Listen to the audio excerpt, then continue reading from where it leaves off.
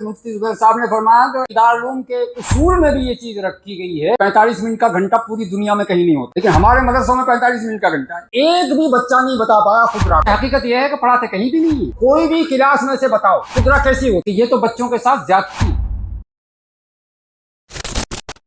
اب ہم نے 45 منٹ کے گھنٹے بنا دیے، حالانکہ 45 منٹ کا گھنٹہ پوری دنیا میں کہیں نہیں ہوتا، ہر جگہ 60 منٹ کا ہی ہوتا ہے گھنٹہ، کسی بھی ملک میں نہیں ہے 45 منٹ کا گھنٹہ، لیکن ہمارے مدرسوں میں 45 منٹ کا گھنٹہ ہے اور اس کو گھنٹہ ہی کہتے ہیں۔ خیر چلو، یہ مجبوری ہے۔ اب جو اہم مدارس ہیں، دارالعلوم دیوبند میں پورے 60 منٹ کا گھنٹہ ہے، شاہی میں بھی 60 کا ہے، امروہہ میں بھی 60 کا ہے، ہاپوڑ میں بھی 60 کا ہے، جو ہے جہاں جو اہم مدارس ہیں ان سب میں آج بھی 60 منٹ کا گھنٹہ ہے، اور 60 منٹ کا ہونا بھی چاہیے، اس لیے کہ 45 منٹ میں 5 منٹ تو حضرت کو تشریف لانے میں لگ جائیں گی، 5 منٹ لڑکوں کے جمع ہونے میں لگ جائیں گی، اور پھر بچی کتنی 45 میں سے 35 منٹ بچی، اس میں آپ کو سبق بھی سننا ہے، اس میں آپ کو جو ہے اگلا بھی پڑھانا ہے، اس میں آپ کو خلاصہ بھی پوچھنا ہے، اور جیسا کہ حضرت مفتی زبیر صاحب نے فرمایا کہ ایڈوانس بتا دو خلاصہ، تو وہ بھی بتانا ہے، اس میں پہلے ہی بتا دو اس کو کہ کیا کیا آنے والا ہے۔ ماشاءاللہ مولانا نے بڑی قیمتی باتیں بتائی مفتی صاحب نے، اور یہ بہت اچھی چیز۔ تو گھنٹہ تو 60 منٹ کا ہی ہونا چاہیے، باقی چلو اگر 45 منٹ کا 50 منٹ کا ہم نے بنا رکھا ہے تو، اور وہ یہ 8 گھنٹے 6 گھنٹوں کے کیسے بنے، اس کی وجہ مجھے معلوم ہے۔ کیوں بنائے جاتے ہیں؟ اس لیے بنائے جاتے ہیں تاکہ نہ تو استاد خالی رہیں اور نہ لڑکے خالی رہیں، اور ہم کو ان کی گواڑی نہ کرنی پڑے بچوں کی، اس لیے سب جو ہے مشغول جو ہے کر دیتے ہیں اس میں ان گھنٹوں میں، اس لیے بڑھا کر کے گھنٹے اور کر رکھتے ہیں۔ بہرحال تو کتابوں کی بھرمار نہیں ہونی چاہیے۔ دارالعلوم کے اصول میں بھی یہ چیز رکھی گئی ہے 5 گھنٹوں سے 6 گھنٹوں سے زیادہ، 6 کتابوں سے زیادہ کتاب نہیں ہونی چاہیے، بالکل ہرگز نہیں ہونی چاہیے، بلکہ میری ناقص رائے تو یہ ہے کہ 5 ہی گھنٹے ہوں اور 1 گھنٹہ خالی ہو بچوں کا، جو ہے صبح کا گھنٹہ مثلا یہ خالی رکھ دیا جائے، تو اس میں ان اسباق کی وہ تکرار کریں جو صبح پڑھیں، اور شام والے جو پڑھیں، شام کو جو اسباق پڑھے ہیں ان کی تکرار مغرب کے بعد ہو جائے۔ اب صبح سے لے کے شام تک 8 کتابیں پڑھی ہیں، مغرب سے لے کے عشاء تک تکرار کیسے ہو جائے گی؟ سب ہو ہی نہیں سکتا۔ تو اس لیے 1 گھنٹہ اگر خالی رکھ دیا جائے اور اس میں اساتذہ کی نگرانی میں تکرار کا اہتمام کیا جائے تو اس سے انشاءاللہ فائدہ ہوگا، تجربہ کیا جا سکتا ہے، ہاں تو اس سے انشاءاللہ فائدہ ہوگا۔ تو ایک چیز یہ ہے۔ تیسری چیز اس نصاب تعلیم میں یہ ہے صلاحیت سے اوپر کتاب نہ ہو۔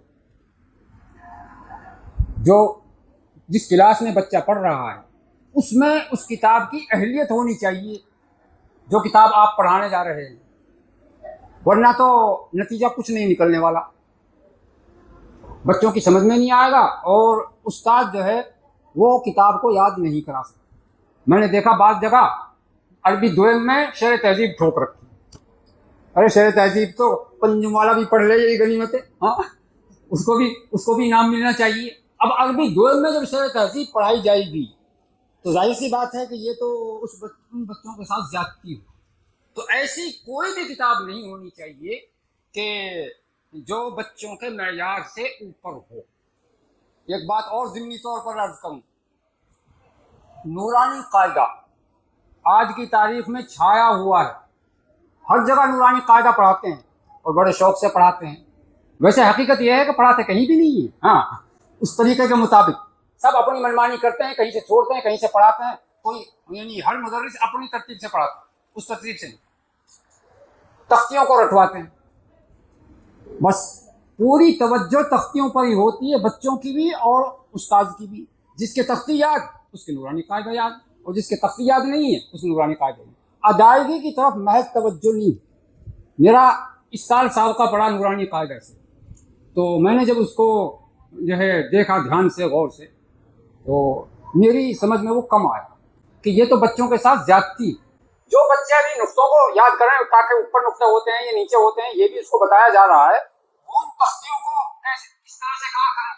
چنانچہ ایک بہت اہم مکتب میں گیا، جو مکتب مشہور تھا اس میں گیا، اور میں نے جس نے بچے تیار کر رکھے، تو میں نے ایک بچے سے پوچھا کہ بھائی راہ کے قاعدے بتاؤ، راہ پرباری کے قاعدے، تو اس نے یاد کر رکھے تھے، فوراً بتایا، خود راہ پر اگر زبر پیش ہو تو راہ پر ہوگی، اور زیر ہو تو باریک ہو. میں نے اس سے پوچھا یہ خدرہ کیسی رہے؟ خدرہ دیکھی تو نا کیسی ہوتی ہے؟